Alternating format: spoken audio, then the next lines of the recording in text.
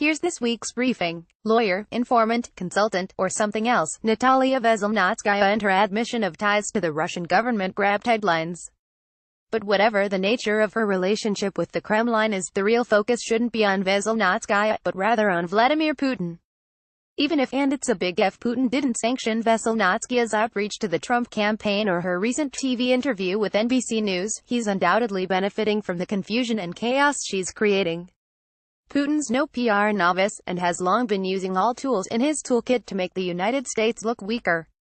Earlier this year, the Director of National Intelligence said publicly that, even after the 2016 election, Russia has continued to use social media, propaganda and other means of influence to exacerbate social and political fissures.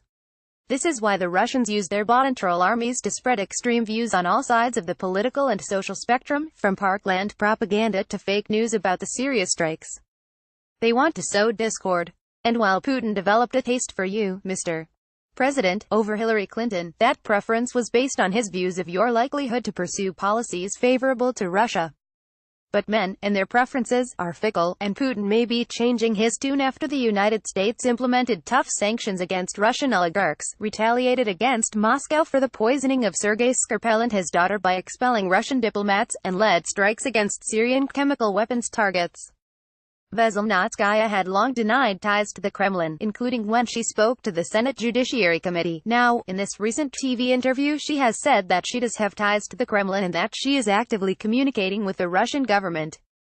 Putin has to know that Veselnitskaya's new public admission of Kremlin ties is not good PR for you or the participants in the Trump Tower meeting, because, to the untrained eye, it looks like your team was meeting with a Russian asset of some kind. This very well may be a signal from Putin that he can, and will, use information at his disposal to now denigrate you and manipulate American political discourse. Veselnitskaya's reversal may have been a Putin-esque show of force. If he has further information that is damaging to you, we may see him start to release it as he attempts to scratch his real itch, making America weak again.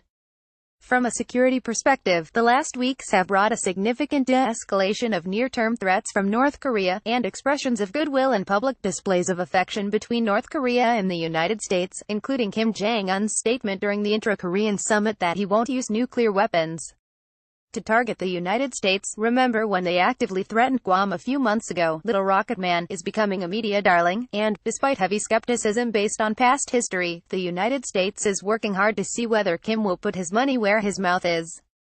Even after Kim and South Korean President Moon signed a statement confirming the common goal of realizing, through complete denuclearization, a nuclear-free Korean peninsula, the devil is in the denuclearization details. You've focused on getting rid of North Korean nuclear weapons, but that can mean a lot of different things. Kim may be trying to throw us off course by offering some concessions that are not, by themselves, satisfactory steps toward complete and verifiable denuclearization, such as offering to stop nuclear tests. This is unsatisfactory. Nuclear programs don't disappear when you just stop nuclear tests, and North Korea's already said publicly they don't need to test nuclear weapons. So, while this is a good step in terms of mitigating tensions, it's not enough from a denuclearization perspective. Offering to close nuclear test sites, also unsatisfactory. You and the South Koreans reported that Kim is closing down a nuclear test site, and now there's news that they may invite South Korean and American experts journalists to witness it. That's okay, but it isn't an olive branch. Since the North Koreans have said they don't need the test site anymore because they've already completed their nuclear mission, it's entirely plausible that the North Koreans could use the closing ceremony to celebrate their nuclear achievements. Visits by American experts and journalists to the closing could make them witnesses to an actual North Korean celebration, which would be awkward. Designing a map for denuclearization, closed but no cigar. The North Koreans may in fact provide their own map, or timeline, for dismantling their nuclear program.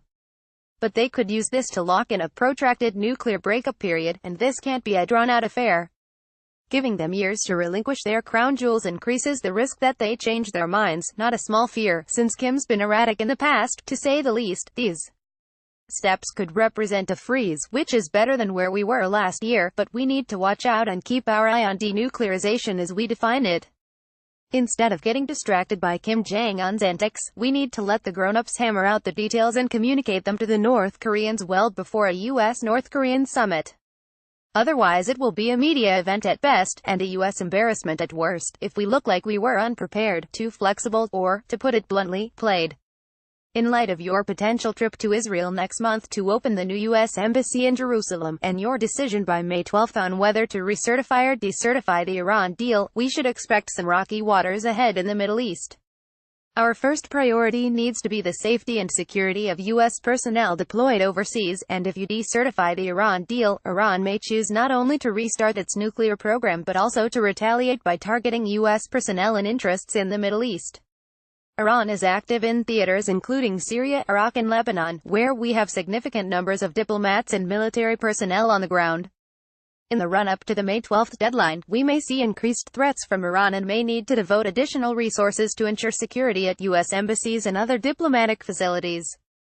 The opening of the new U.S. Embassy in Jerusalem on May 14 will also likely contribute to more risks to American personnel and interests in the region. When you announced your decision to move the embassy from Tel Aviv to Jerusalem, we saw protests, action against the United States at the United Nations, and admonishments from a majority of other countries. The decision also cut off the U.S. role in the Middle East peace process, adversely impacting any efforts to work with the Palestinians ahead of the embassy opening to identify and mitigate risks. With that in mind, we can expect direct threats to U.S. personnel and a tenser overall security environment in Israel when the embassy opens. The leader of Hamas has already said he can't contain mass Palestinian protests on the day of the embassy move.